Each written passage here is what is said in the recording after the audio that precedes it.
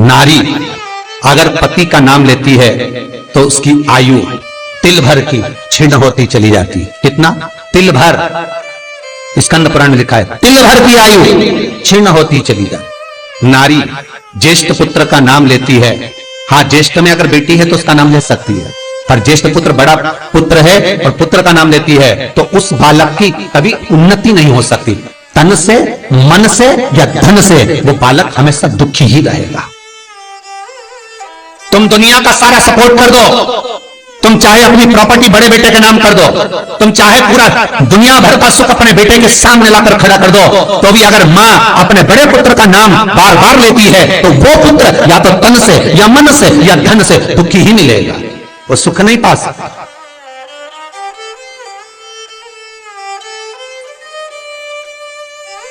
और जिन जिन के घर में बड़ा पुत्र हो और बड़े पुत्र का नाम आप माताएं लेती हो तो उसकी दशा जरूर देख लेना एक बार। हो कथा गलत नहीं कर सकती, स्कंद पुराण कभी गलत नहीं जा सकती। आपके घर में भी अगर बड़ा पुत्र हो और पुत्र का नाम अगर आप ले रहे हो, हाँ ये जरूर है अगर बेटी बड़ी और उसके बाद पुत्र बड़ा है तो वो ज्येष्ठ नहीं माना जाएगा। ध्यान रखना, ज्येष्ठ का मतलब होता है सबसे बड़ा पुत्र, उसके बाद सारे बच्चों का जन्म हुआ। क्योंकि बेटी अगर जन्म ले ली पहले फिर बेटा हुआ तो बेटी ज्येष्ठ कहलाएगी, है बेटा नहीं कहलाएगा।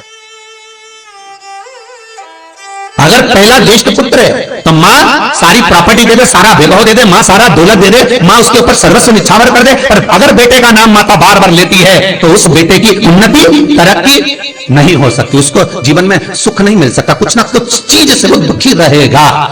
चाहे वो बच्चों से रहे, पत्नी से रहे, परिवार से रहे, कुटुंब से रहे, व्यापार में रहे, व्यवसाय में रहे, ऑफिस में रहे, चाहे अपने शरीर से रहे, पर दुख तो उसके भाग्य में थोड़ा लिखा ही रहे। और जो चीज वेदव्यास जी ने वर्णन कर दी महाराज, उसका प्रमाण आप खुद भी अपने घर में देखो कि सही है कि गलत है। जिस जिस घर में बड़ा पुत्र हो और मां उसका नाम बार बार लेती हो, बार बार लेती हो, उस पुत्र की दशा देखिएगा आप। तन, मन और धन तीन तरह से। इसलिए निवेदन करूंगा मेरी माताओं से, आपका प्रेम बहुत है क्योंकि आपका बेटा बड़ा है, आपका पुत्र बड़ा है, आपका बहुत प्रेम है और बेटे का भी माता के प्रति बहुत प्रेम है। पर उस प्रेम में तुम्हारा जो संबोधन है बार बार नाम लेने का, उससे उसको तकलीफ हो सकती है। इसलिए निवेदन है, मेरे कृष्ण का नाम कृष्ण था पर यशोदा कभी कृष्ण नहीं बोली है, कभी नहीं। यशोदा कभी कृष्ण नहीं बोली, कन्वा कहती थी। आपके बेटे का नाम कुछ भी, आप उसको नाम से मत पुकारो, उसका नाम चेंज कर दो, थोड़ा सा बदल दो, आप उस नाम से उसको पुकारना प्रारंभ करो। आप जो भी बोलना चाहे, आपके दिल की बात है, तो आपके पुत्र से आप क्या बोल सकते हो।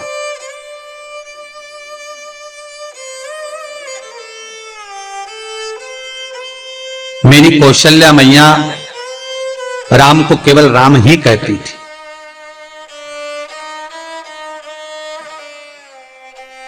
केकई राघव कहती थी, सब्सक्राइब करें। सुमित्रा रघु कहती थी, पर कौशल्या नाम नहीं बदली। और ज्येष्ठ पुत्र थे राम, बड़े थे,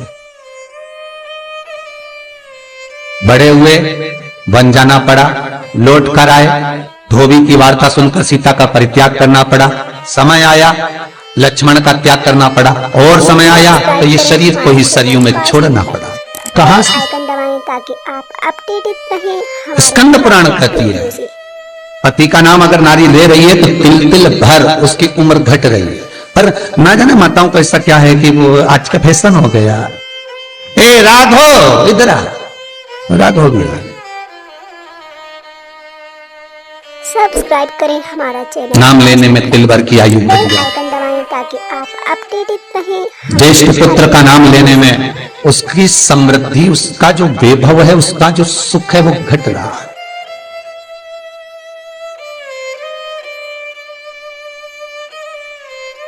तीसरा, जिस गुरु से गुरु मंत्र लिया है, गुरु दीक्षा ली है, जिस गुरु से आपने गुरु मंत्र का स्मरण किया है, जिस गुरु से आपने गुरु मुख हुए हैं, जिस गुरु से आपने गुरु मंत्र लिया है, आपने अगर मंत्र ले लिया, चार जगह पर बात निकले, कोई पूछ भी ले कि आपने गुरु मंत्र किससे लिया, तो बता दो भैया हम तो वहां गए थे, वहां का जो गुरु जी है उनसे हमने गुरु मंत्र लिया, वही हमारे गुरु है। नाम का स्मरण ना करते हुए उसकी पहचान बताने का प्रयास करो, वो ऐसे वो वैसे वो वहां रहते, उसका स्मरण। गुरु का नाम लेने से क्या जाता है महाराज? शास्त्र कहता है गुरु जिसने मंत्र दिया उसका नाम मत लो, गुरु ने जो मंत्र दिया उसका नाम लो। चैनल पास बहुत ध्यान देना महाराज। बेल आइकन दबाएं। दुनिया के लोग गुरु का नाम लेकर बैठे हैं, उन गुरु जी से मंत्र लिया था तो उन्हीं का नाम लिया जाए, श्री ये मान जी ये मान जी। अरे क्या नाम लेना, क्या नाम ले? हमें गुरु का नाम नहीं याद करना, हमें गुरु मंत्र याद करना। जो गुरु ने मंत्र दिया उसका स्मरण कर। बेल आइकन क्या होता है? स्कंद पुराण कहती है जब माला जपने के लिए बैठते हैं तो गुरु का श्री विग्रह तुम्हारे सामने होना चाहिए कि हमने उन गुरु जी से मंत्र लिया है, और गुरु का नाम नहीं। गुरु मंत्र लेते समय गुरु का विग्रह सामने हो और मंत्र जो गुरु ने दिया है उसका स्मरण, सब्सक्राइब उसका स्मरण। हमारा channel pass to fact. Bell icon हम बार बार अगर गुरु के नाम का स्मरण करते हैं, हमारे हर एक वीडियो से हम बार बार गुरु का नाम लेते हैं, जिस गुरु से मंत्र लिया उसका नाम अगर हम बार बार ले रहे हैं तो हमारे घर में महाराज शांति टिकती नहीं है, थोड़ा सा क्रोध क्लेश थोड़ा बड़ा रहता है। अगर तुम्हारे परिवार में तुम्हारे घर में कोई किसी की निंदा करता हो तो कह देना भैया हमको 24 तरह के नरक में नहीं जाना, तू चुपचाप हो जाए, बिल्कुल चुप। 94 नरक में से 24 नरक निंदा के, हर एक वीडियो से केवल निंदा सुनना, और निंदा करने वाला तो केवल 4 नरक में गिरता है। क्यों 4 नरक में गिरता है? तो पूछा निंदा करने वाले को ज्यादा पाप लगना चाहिए, नहीं उसको कम लगता है। तो कम क्यों लगता है? तो अग्नि पुराण में लिखा कि निंदा करने वाला को 4 नरक का भोग इसलिए भुगताया जाता है क्योंकि जिसकी वो निंदा करता है उसके सारे पाप धोता है। मतलब आप किसी की निंदा कर रहे हो तो उसके पाप धुल रहे हैं। किसके? जिसकी निंदा हो रही है। तो वो निंदा करने वाले को तो भगवान ने इसलिए पैदा करा क्योंकि तू पाप धोएगा, तो इसलिए उसको 4 नरक, और जो सुन रहा है अरे बोलो तो जम के उसको 24 नरक। सब्सक्राइब करें पूरा हमारा चैनल 100% पाप कर्म तुम्हारे बेल होंगे। आइकन दबाएं ताकि आप उसको तो कम ही लगा जिसने करी, हमारे हर एक वीडियो से और जो सुन रहा है उसको ज्यादा लगे।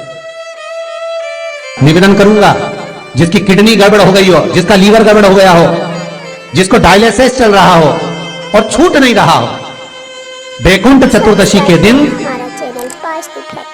बेल आइकन दबाएं ताकि नदी के घाट पर, नदी तालाब सरोवर कुआं बावड़ी जो हो उसके तट पर 14 दीप लगाकर, पीपल के पत्ते पर शहद डालकर और उसमें एक काली मिर्ची शंकर जी का नाम डालकर बोलकर उसमें चढ़ा दें। उसी पत्ते की काली मिर्ची थोड़ा सा शहद घाट पर डाल दें और उस पत्ते को घर पर लेकर आ जाए। जिसको डॉक्टर ने कह दिया डायलिसिस होगा, किडनी लीवर गड़बड़ हो रहे हैं, वैकुंठ चतुर्दशी के दिन रात्रि को 14 दीप लगाकर जब घाट से आए, जिस व्यक्ति को रोग है बीमारी है उसको वो पत्ते समेत चटा देगा, अपडेटेड रहें हमारे हर एक वीडियो और फिर जाकर आप 8 दिन 10 दिन बाद जांच करवाओ, आपको उसका फल प्राप्त हो जाए। और विश्वास रखकर, क्योंकि हरि और हर मिलन कोई साधारण नहीं है। वैकुंठ चतुर्दशी का हिंदू धर्म का एक एक त्योहार जो हमारे भगवान शिव ने निर्मित किया है। शंकर ने जिन वारों को बनाया, त्योहारों को बनाया, तिथियों को बनाया, घड़ी और पल बनाए, शिव महापुराण में सब लिखा है कि एक एक पल, एक एक घड़ी, एक एक तीर्थ का एक एक स्मरण जो करा गया है हमारे यहाँ त्योहारों का, तिथियों का, वारों का, नक्षत्रों का, ये शंकर ने करा। ये कोई सहज नहीं बना,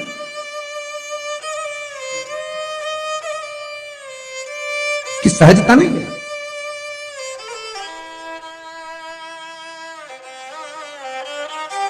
श्री शिवाय नमस्तुभ्यं।